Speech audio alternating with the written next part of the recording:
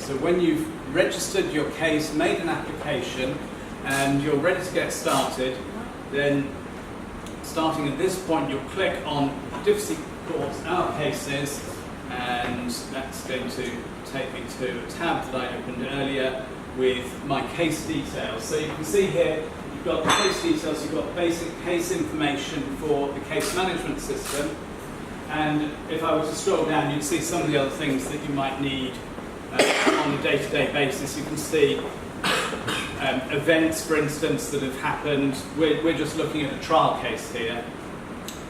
But where the action really starts is when you click on eBundle, when you're ready to start loading documents into the eBundle. So let's click here, and that's the point at which you're going to be redirected through to the case line system. The system will automatically generate the case for you using your credentials, so you'll be able to log in automatically afterwards. And here we go. We're just going to go through. And this is what you will see. Sorry, this is what you'll see on the home page of the case. You'll see this whole range of menu buttons at the top for things that you can do. You can look at other cases that you might have in the system. So once you've been using this for a while, you'll typically have maybe a typical lawyer will have maybe 10, 15 cases running, or in backlog of things that you were working on previously. So you might want to look at your case list, but let's work on the basis that you've just gone through to the case that we've set up here. You can see that you can put bundle freeze dates in. That stops anybody from making changes to the bundle at a late stage. You've got a front page for the case and various other information that you can add. What I'm going to do now is I'm going to take us through to this button here, the review page. And the reason I'm going straight to the review page is because as a lawyer, when you're building the bundle, you need to be able to see the documents, so you'll use this page a lot. As a barrister, an advocate preparing for a hearing, you'll be using the review page, thinking about the layout of the documents, thinking about the course of the hearing and putting notes onto pages. And then finally, that's where you'll be working in court. So here we go through to review. You'll see this is what people will see when you start working on the system. So you've got three main parts. You've got the index down one side, looks like a bookmark PDF in that sense. You've got the actual documents itself here. What we're working on now is an old case from the UK Supreme Court going back to 2009. It's an employment tribunal case. It's all public information, so we can play about as we like. And we have notes on this side of the page. So I'm now going to talk about each of those component parts. In a large case, you'll see that there might be thousands and thousands of pages, so we can easily just shrink that index at the side there if we want, expand it. And moving around pages is as simple as you can see me moving the mouse around here, and that's how quickly we can load another page. So I once sat in court and watched a bunch of lawyers trying to move from page to page with a witness in the witness stand, and typically it was taking between 15 and 30 seconds to get a witness to move from one page to another in the court. And think how often during a day that's happening, and then see how quickly we can move from one page to another. You see, very fast system. It has notes over here, and you can see I can choose. Oh, sorry, I've clicked on the wrong link there. What I'm going to do is I'm going to show how easy it is to add notes. So let's go to a new page here, and now I can choose different colours for the notes. Choose green, for instance, as a note, and then I can use this system to highlight text. So every document that goes into the system is OCR'd in the background. It means optical character recognition.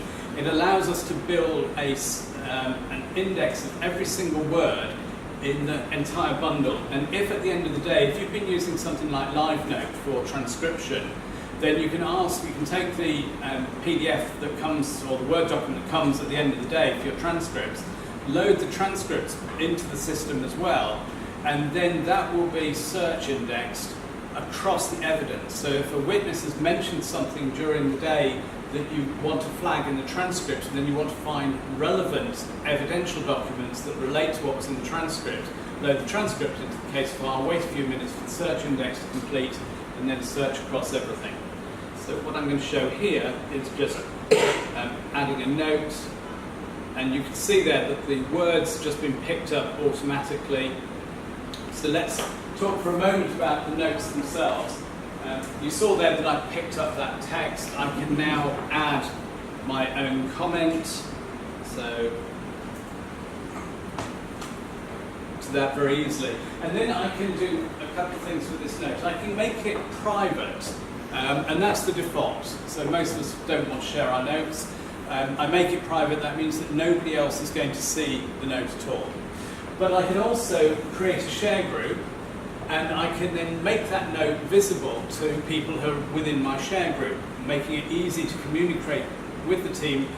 And also, finally, I can have a widely shared comment. A widely shared comment is a comment that is visible to all users of the case, including the judge. Now, there'll be some people in the room now thinking, oh, no way are we going to do that.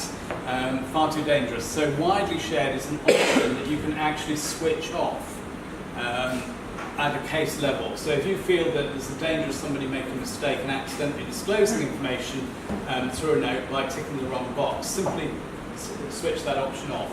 But surprisingly, quite a number of judges like it, because they find it an easy way to communicate to all the parties within the case. We actually have a judge in England who's using this now. This is not a junior judge, this is one of the most senior judges in the Old Bailey, uses this as a means of providing short orders to all the parties. So something simple like witness statements to be served by the 15th of March, that sort of order. He puts as a note right at the very front page, the first page of the bundle, and the clerks no longer need to issue orders. That's it. So, but those are the options. I can save that, and the note will then immediately appear in the notes at the side here. You can scroll down, see all my different notes. I can choose to filter the notes by colour, for instance. So you'll see the note that I've just created was that one there. But I can choose by colour. So if I'm thinking about, say, creating a speaking guide for a presentation in a hearing, then I can have all my speaking notes in red, and I can just put them up at the side and just go click, click, click. So one of the things you'll find here is I can use the notes as a means of navigating around my bundle because of the hyperlinking. So what I've just done there is I clicked on go to page on that note, and it took me straight away to that mark. And the reason I went to this one was because I wanted to show here is a freehand note. So I can draw, I'm going to draw a green freehand note on here as well to see how well I can do that. And throw some. So you can make notes. I showed you highlighting text, but you can use notes to redact documents, and you can also use notes just for freehand. And the reason I picked this particular document was because I wanted to show you something else that we can do. Noor mentioned this earlier. When you've got complicated documents such as architectural drawings, CAD/CAM drawings, this system will take just about any file format that you can throw at it. I don't think anybody's caught us out in the last 18 months or so with a file format that we haven't been able to do. And if you do manage to catch us out, tell us, and we'll make sure that we can load it. But what I'm going to do is I'm going to pan and zoom this. and that allows me to, let's take a second to load there.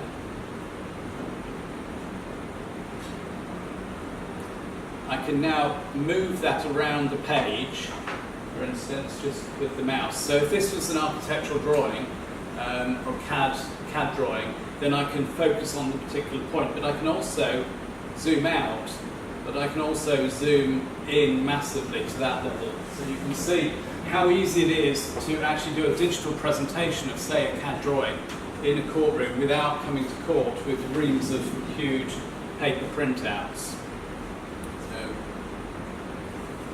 Now, the other thing we can do for something is, if you just want very quickly to blow something up, is to click on the magnifying glass on any document. So you saw just there, my mouse is over the magnifying glass and just blow it up. Documents that get loaded. Anybody ever accidentally put documents through the scanner the wrong way around? Yes. Nobody notices until you get to court and all the documents are in the bundle the wrong way around. So there we go, upside down. We can rotate it if we need to. So we can, I said we'd look at search. Searching is very easy, so I'm just going to type in here.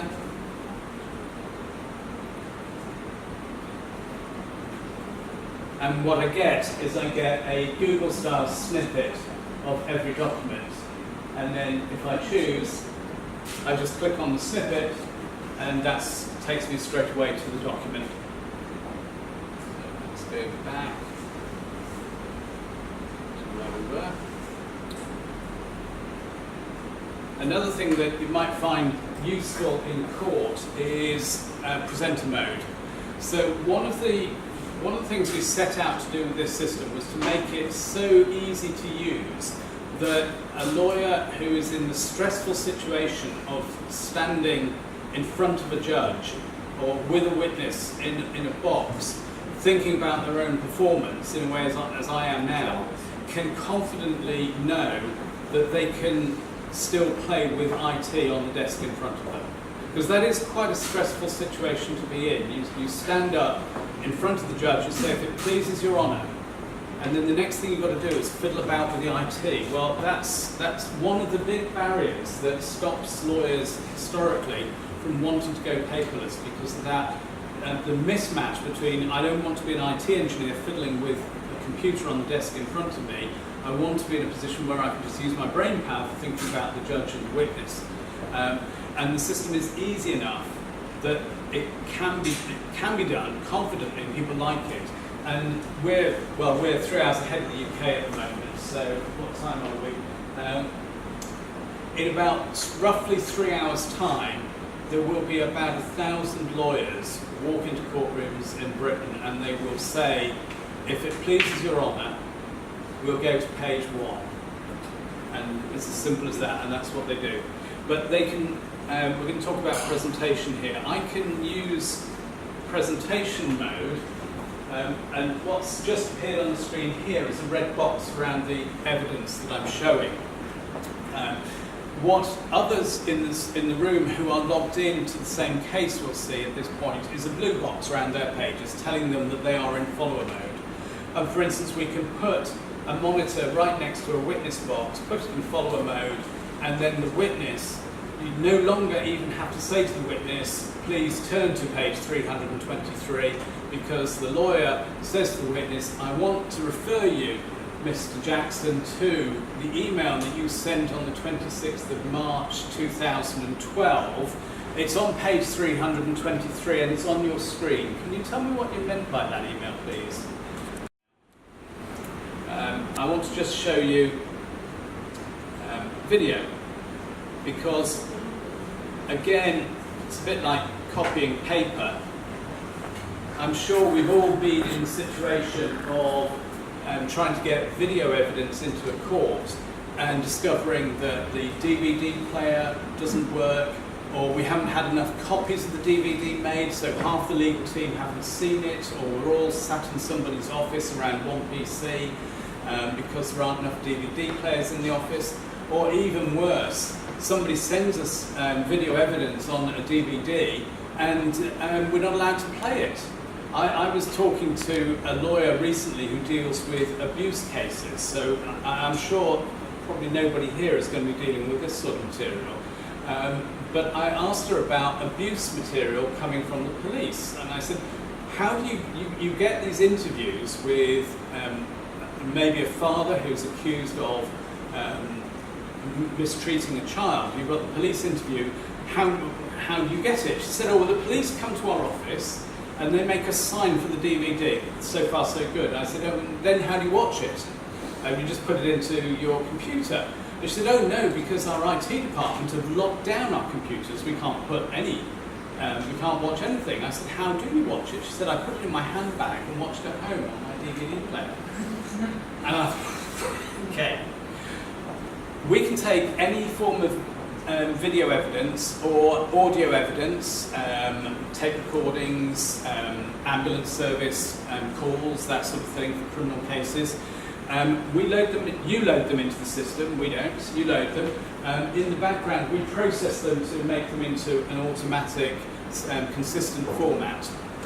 And they're stored in the file, so everybody then can see the same evidence. What I'm about to show you is an interview, training interview given to us by the British Metropolitan Police Service, just as an example. Because of course, as we know, with most video evidence, you don't want to watch the whole thing. It's a bit like that map I showed a second ago. You want to focus on a particular point. You don't want to see the whole thing.